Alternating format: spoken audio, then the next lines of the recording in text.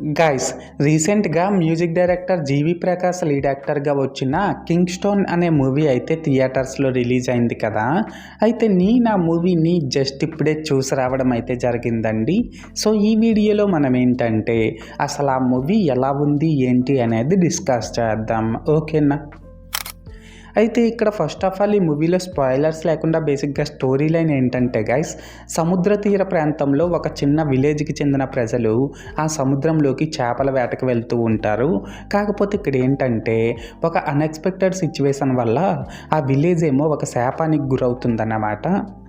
అయితే ఇక్కడ ఏంటంటే గైస్, ఆ శాపం ఏంటి, ఆ శాపం నుంచి ఆ విలేజ్ని మన హీరో ఎలా బయటికి తీసుకొస్తాడు అండ్ ఆ తరువాత అసలు ఏం జరిగింది ఏంటి అనేది మనమైతే మూవీలో చూడాల్సి ఉంటుంది. సో మొత్తానికి అర్థమైంది కదా స్టోరీ లైన్ ఏంటి అనేది. అయితే ఇప్పుడు ఈ మూవీ ఎలా ఉంది అనే విషయానికి వచ్చినట్లయితే గైస్, మూవీ నాకైతే అంతగా నచ్చలేదండి.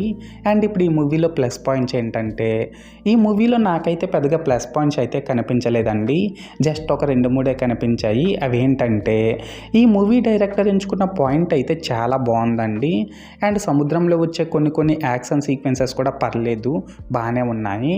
అలాగే ఇందులో విజువల్స్ అన్నీ కూడా చాలా న్యాచురల్గా సూపర్ ఉన్నాయన్నమాట. లాస్ట్గా ఏంటంటే గైస్, సినిమాటోగ్రఫీ, ప్రొడక్షన్ వాల్యూస్ ఈ రెండు కూడా పర్లేదు, స్టోరీకి తగ్గట్టు డీసెంట్గానే ఉన్నాయి. సో మొత్తానికి ప్లస్ పాయింట్స్ విషయానికి వచ్చినట్లయితే ఇదన్నమాట మ్యాటర్.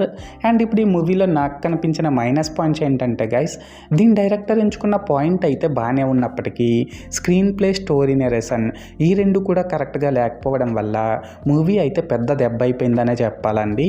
ఎస్పెషల్లీ ఫస్ట్ హాఫ్ అయితే చాలా స్లోగా రన్ అవుతుంది.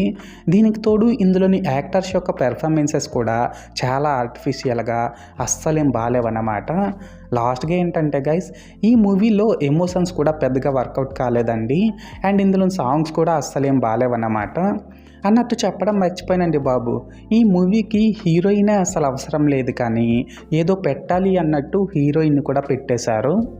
సో మొత్తానికి మైనస్ పాయింట్స్ విషయానికి వచ్చినట్లయితే ఇదన్నమాట మ్యాటర్. అయితే ఇక్కడ ఓవరాల్గా ఏంటంటే గైస్, ఈ కింగ్ స్టోన్ మూవీ బాగుందా బాగాలేదనేసి అంటే, నేను ముందు చెప్పినట్లు మూవీ నాకైతే అంతగా నచ్చలేదండి.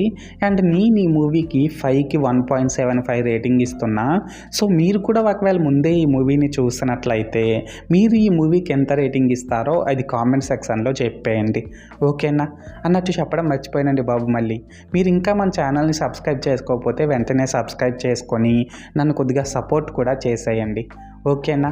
This is Lokesh signing out. జై హింద్.